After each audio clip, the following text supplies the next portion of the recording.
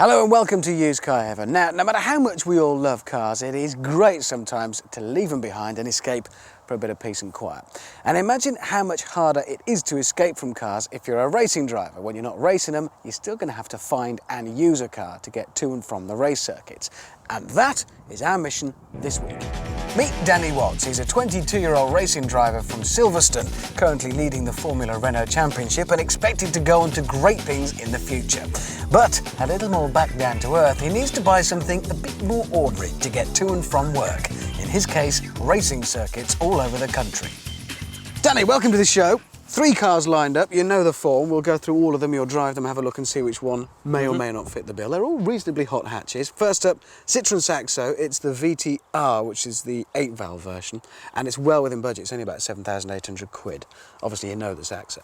Yeah, I've seen a lot of them about, a lot of boy racers drive them. Yeah. I mean, the main thing for me obviously is insurance, and this is the cheapest for me to insure. So that's the main priority for me to take into account. Yeah. But at the same time, I'm looking forward to driving it. Yeah, you want something a bit special. We'll give that one a go. Insurance must be quite fun for you when they say, "So, Mr. Watts, what's your profession?" Racing driver. I bet they love you. I know. Seat Ibiza Cupra. It's the hot one. Quite a sporty thing, a bit unusual. Don't see many around. No, it looks nice, doesn't it, from the outside. Interior also, middle console. It's got a small sports steering wheel, leather interior, and there's plenty of room luggage-wise for my kit, my racewear, helmet, bags, brochures, etc. So there's a lot of good things about this car. Excellent. Well, let's move on to the third one. More familiar territory for more of us, Peugeot 206 GTI. Yeah, I think this is going to be a bit more user-friendly for me getting to and from the circuits, obviously.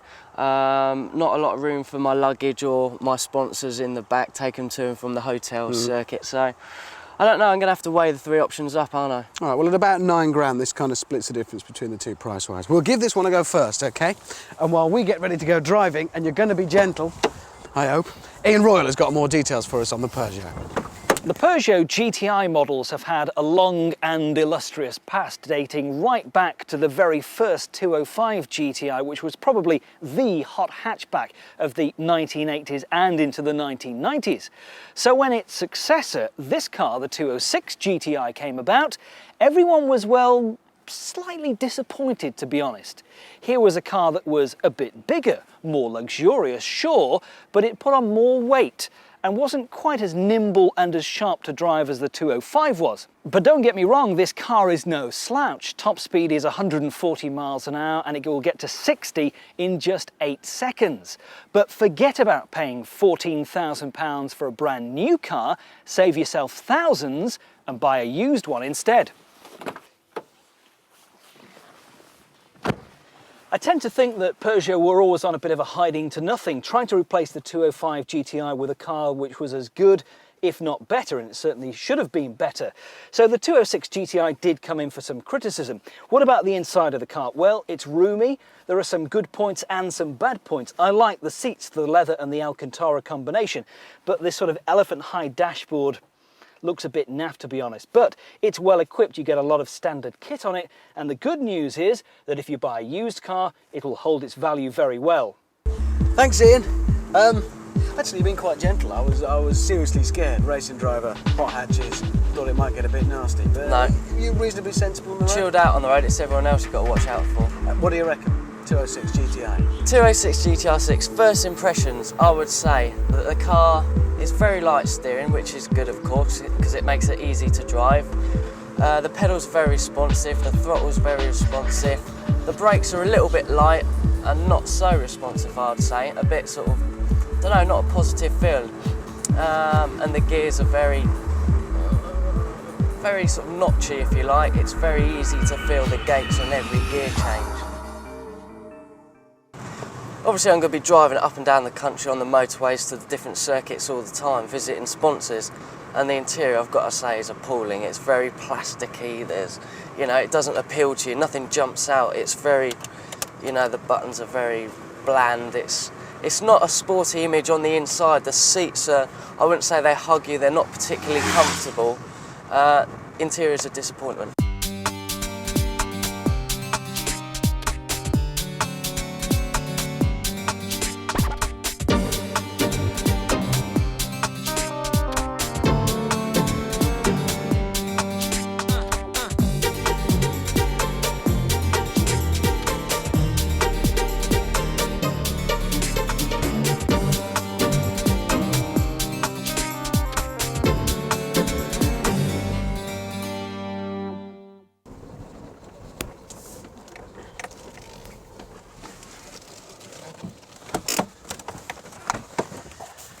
So then, Danny, you've sampled the first of our 3 cars. What do you reckon? It's very bland. It doesn't excite me enough. It's not sporty enough. But there's a lot of luggage room. There's a lot of room in the rear for my sponsors, which is good, which is what I need. But the whole dash is a little bit plasticky and the seats don't grab you really. It doesn't really excite you at all, does it? You're not exactly leaping out of this full of enthusiasm. No, not at the moment. No, it's a shame. On paper, it should have everything you need. It's a good brand, it's right price-wise, it's just in the middle, but it's just not doing anything for you, is it? No, it's pretty average. The engine's good, of course, but fire something else at me.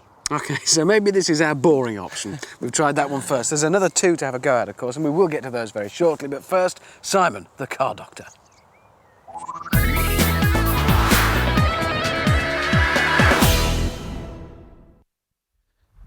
Now this is a brand new MGTF and I'm sure you'll agree it's one of the best looking small cars, certainly convertibles on the road at the moment. But if you can't afford one of these, then you're going to be lumbered with one of the old models.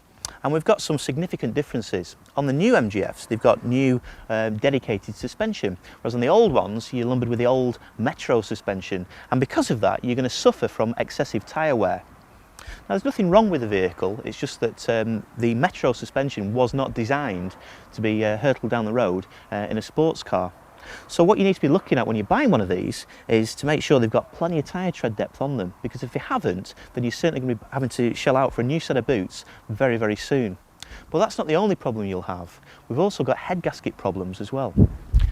Now, because this is a mid-engine motor car, it has a few more attendant problems than you'd normally get on a front-engine Rover. Although it's only the K-Series engine, quite a sporty one at that, the engine's in the back, except it isn't, because all we've got is like a space about the size of a letterbox to see through to the engine. And what that means is, to actually get at the head gasket, because these K-Series engines are definitely prone to going, you've got a whole load more stripping down. So before you start buying any parts, you're into near enough 8 hours just to do the head gasket. And then if the cooling system is all gummed up as well, then you've got mega problems, because the radiator's at the front, we've got long pipes going between the engine and the radiator, and it's a nightmare to do. Now the reason I'm telling you this is because of 2 reasons.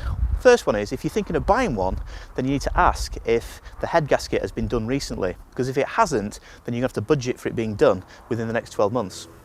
If you own one and you've not had a head gasket fitted yet, then you better start saving now, because as sure as eggs is eggs, you're going to have a head gasket fitted to this motor car, and it is very, very expensive. And that finally leads me onto the hood, which is also a problem. Now the hood has got seals on both the actual hood and the top of the windscreen here, and these seals, as they get older, they perish and they leak in. Now we all know that convertibles leak water, but like, boy do these leak water. So you're going to have to budget for that. But the good news is that if you buy these seals, which will only cost for a full set hundreds rather than thousands, you could at least have a go at fitting these yourselves. The hood, however, is a totally different ball game, in that you're talking a lot of hours to do that. And the whole point of you sort of attempting a job like this is to stop it from leaking. So I'd probably recommend specialist help with the hood, but you could certainly have a go if these seals were perished at maybe replacing them yourself. So other than that, happy motoring. Thank you, Simon. Danny, the second of our cars for you to try is another little French number. This time it's a Citroen Saxo. Now, I know it's only small, but it is cheap, OK? So give it a go, take it seriously. And while we get settled in here, Ian Royle has got some more details on the Saxo. Generations of young drivers have grown up with the hot hatch phenomenon. First of all, there was the VW Golf GTI, then there were the fast Fords and Peugeots, and then there was a bit of a lull when insurance premiums rocketed due to these things being nicked all the time. And then 1 or 2 clever manufacturers decided to reinvent the hot hatch. They'd make them maybe not quite as powerful, put decent security systems on them too, so that they wouldn't get nicked all the time. And Citroen were one of the first manufacturers to do it with these Saxos. There was the VTR like this, or the VTS. Now this VTR gets a 1.6 engine, 8 valve, just under 100 brake horsepower. The VTS, which is a lot of fun, gets 120 brake horsepower from a 16 valve 1.6 engine as well. Now, this car does have 1 or 2 quirks and foibles which I don't particularly like. The seating position is poor, the pedals are too close together, but to be honest, leave that apart. the way the car drives is the fun part about this, and prices of these are getting cheaper. Forget about 10 grand for a new one, pay 7.5 for a used example like this. Thank you, Ian. Well, let's find out what you think, Danny. The Saxo VTR.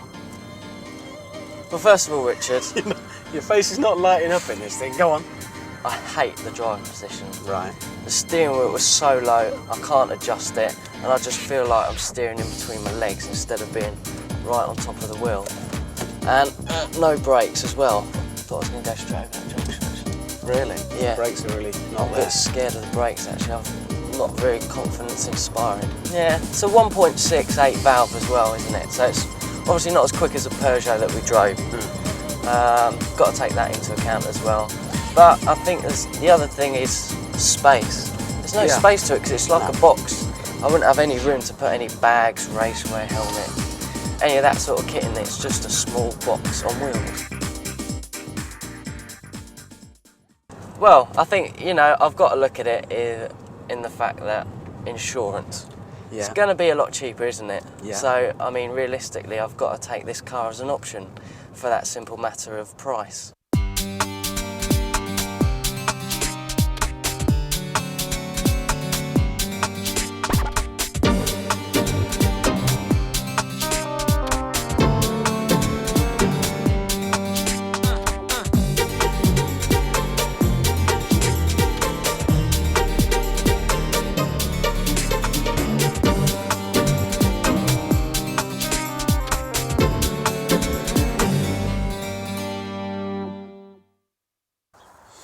Now, come on, Danny. No, sitting on the fence. You see the... Yeah. What do you think of it? Poor. Very, very disappointing to drive. And if you look at it, it's just a box on wheels, really, if, you know, the truth be known. No, I don't like it. I mean, the seats are uncomfortable. I couldn't find a nice driving position. The front dash is very tacky and plasticky. There's no room for my luggage. The list goes on. You're really, really not impressed with this motor, are you? No, I didn't enjoy the drive at all. Sorry, we can't always get it right for you, even though it's cheap. Still not enough. Right, well, we'll be trying again after the break. We're going to have an alternative suggestion for you. We'll also have the trading post, and we have still to drive the Seat Ibiza. We'll do that in a few minutes. See you then.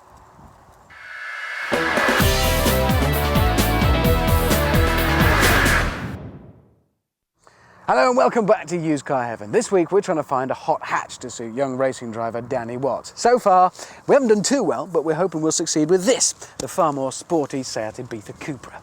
And I'm ready to go, Rich. Yes, Danny, it's not that sporty, mate. Sorry. Get changed, eh? You're scaring me. And while he does that, Ian Royle has an alternative suggestion. Ladies and gentlemen, I have a rather sad and sombre announcement to make. The Ford Puma is dead. Alas, it is no more. That is, if you want to buy one new. But instead, buy a used Puma and save yourself thousands and thousands of pounds. Because the old shaped Fiesta is now gone and the floor pan with it, they can no longer produce these Pumas, which is a big shame. Maybe there'll be another Puma along in a few years' time. In the meantime, used examples, well, they're getting hard to come by, to be honest, for the really, really nice examples. The Puma's been around since 1997. There are plenty out there on the market to choose from, but getting the right one is the key. And this car is well within Danny's budget. For this W-Reg example with just over 20,000 miles, yours for just over £9,000. And it's a huge amount of fun. I love the interior of the Puma. I think they've done just as good a job inside as they did with the outside styling of the Puma.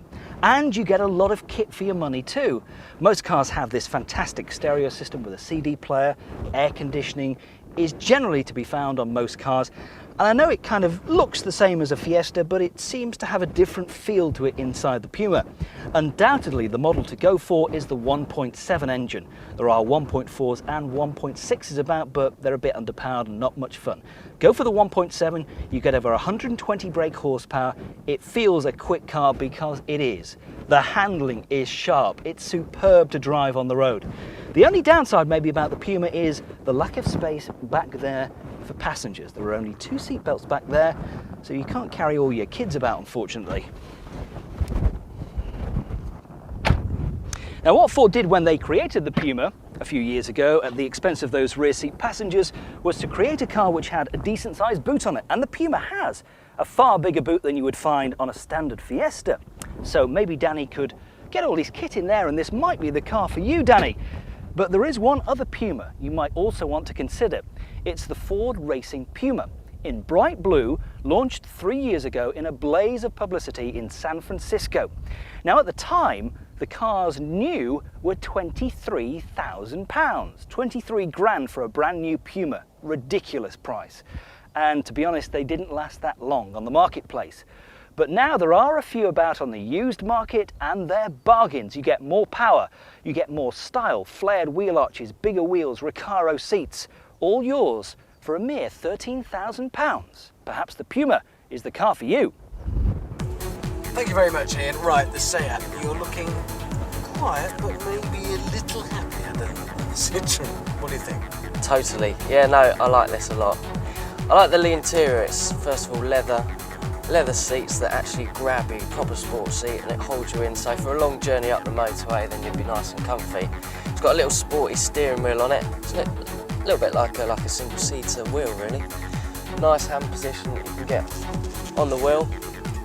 But interior, got a nice mid-console here with all your information, your fan, radio, all built into one section there. So you haven't got buttons scattered around everywhere. So I like it, yeah, it's cool. I love it. It's 156 brake horsepower, 2 litre turbo, and you can really feel it kicking at about 4.5, and it really kicks you in the back. So that's what I like about it. A bit of grunt, you've got a bit of power behind you. I like the pedals, the throttle's very responsive. As soon as you touch it, it's already starting to pick up and go away from you.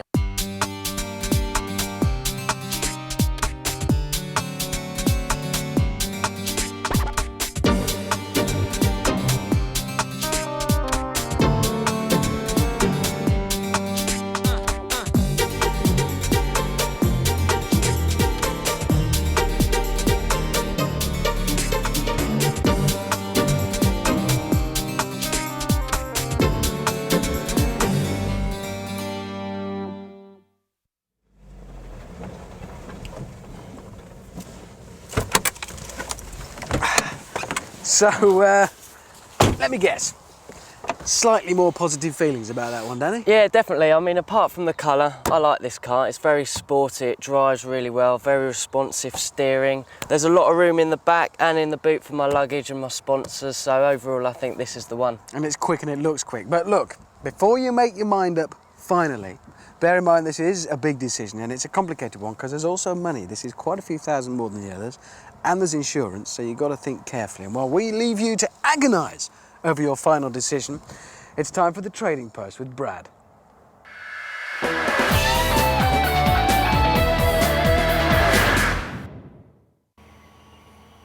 Today I'm going to talk about the Citroen Saxo. This model replaced the Citroen AX in 1996. Very popular little car, various engine sizes, 1.1, 1.4 and 1.6 for the sporty models. If you're looking for a cheap first car, 1.1, good value for money, very low running costs, very cheap road tax. If you're going to buy one of these new, you'll find dealers always have something special to offer you, and there is some good deals to be had. Things like 0% finance, free insurance, free servicing, that sort of thing. The 1.6 version of this car tend to be a bit more dearer to insure. They do a VTS and a VTR. The VTS is a 16 valve one. The VTR is my best buy, if you like. It's 8 valve, just as powerful in my opinion, but also a little bit cheaper to insure. All these cars come with an immobiliser as standard as well. Some of the older models had a keypad immobiliser where you have to put your own 4-digit code in the car. There's also some special editions with various interiors, various spec, power steering, central locking, sunroof, aircon, that sort of thing. One thing I always think lets them down, they all seem to have this gaudy interior. The French seem to like that sort of thing. If you're looking for a good buy in the Citroen Saxo, I would advise the 1.4. That's probably the best all-rounder. A little bit of performance, but also low running costs as well. Citroen are notorious for always updating these little cars, facelifts, new lights, new bits of spec, things like that. One good thing about that is, if you're looking at a used car, it tends to keep the used car costs down. Even though they look a bit dated, you can pick up one at the right level of money. I'll be back here again next week talking about another used car deal. Thanks, Brad. There'll be more trading posts next week on Used Car Heaven. Right, this is it, Danny. Crunch time. Which car is going to fit the bill for you best? You've put them in order, in reverse order. Okay, well, first of all, I'd like to get rid of the Citroen because it just didn't do it for me. It's too bland and boring, so Okay, get rid of it. That is this week's sack of spanners. Hopeless, completely failed. Sorry, even though it was cheap, no good. Second place. Unfortunately, it's going to have to be the Peugeot because I don't think that it would have fit my style. It's just too etc, boring for you. etc. It was bland, you reckon? It was Okay, boring. take it away. Lose it. Bin it. Awful thing. Get rid. That means this week's winner, the number one, is this the Seat Ibiza Cooper. You reckon this fits the bill nicely? Yeah, can I take it for my next race this weekend? Yeah. Yeah? Yeah, go on, take it. Rich, thanks a lot. It's all right, mate, no problem. Thanks for coming on. Just remove it. Hope you enjoy it. Good luck in your new car. That's it for this week on Used Car Heaven. I hope you'll join us next week for more. Take it away, and I'll take a walk, I think.